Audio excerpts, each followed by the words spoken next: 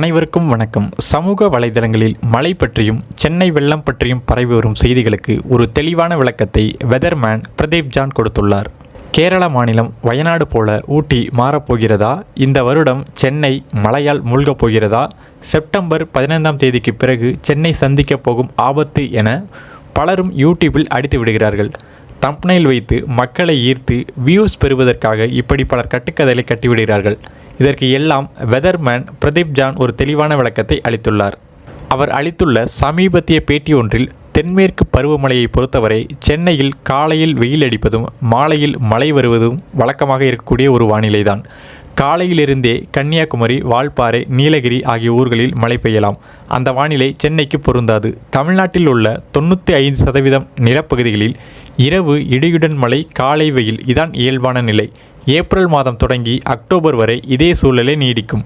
அக்டோபருக்கு பிறகு வடகிழக்கு பருவமழை தொடங்க ஆரம்பித்துவிடும். நமக்கு கிடைத்துள்ள மழை பற்றிய பழைய ஆவணங்களை வைத்து கணக்கிட்டு பார்க்கும் பொழுது மழையின் அளவு அதிகரித்துள்ளதை அறிய முடிகிறது. உதாரணமாக சென்னையில் எடுத்துக்கொள்வோம். இங்கே அதிகபட்சமாக ஒரு நாளில் 200 மில்லிமீட்டர் மழையை அளவுகோலாக எடுத்துக்கொள்வோம்.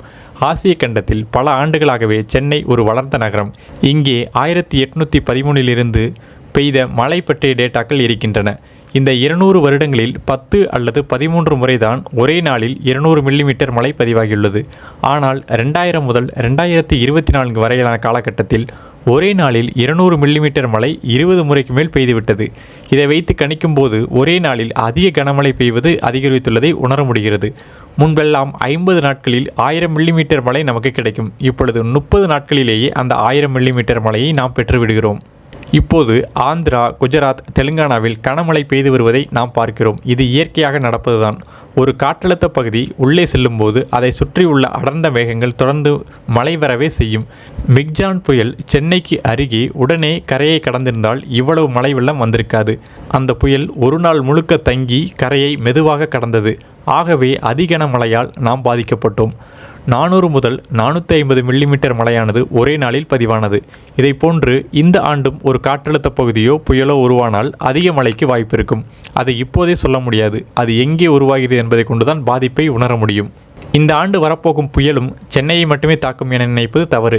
கடலோர பகுதியான கடலூர், நாகப்பட்டினம் என வேறு இடங்களில் கூட தாக்கத்தை உருவாக்கலாம். கடந்த 2006இல் பெரிய மழை வந்தது. 1999இல் பெரிய மழையை நாம் பார்த்தோம். அந்த காலகட்டத்தில் சென்னையின் புறப்பகுதிகளான முடிச்சூர், வரதராஜபுரம் போன்றவை நகரமயமாகவில்லை. இன்று நகரம் வளர்ந்து கொண்டே உள்ளது. கடந்த 50 ஆண்டுகள் முன்னால் பெரிய மழை பெய்தபோது புறப்பகுதிகளில் வெள்ளம் வந்தவுடனேயே வேகமாக வடிந்துவிட்டது. அன்றைக்கு வீடுகள் இல்லை, தண்ணீர் செல்ல தடை இல்லை. இன்று பல இடங்கள் மிகப்பெரிய நகரமாக மாறிவிட்டது. இன்றும் அதே அளவுதான் மழை பெய்கிறது. ஆனால் நீர் வெளியேற முடியாத சூழ்நிலை உருவாகியுள்ளது.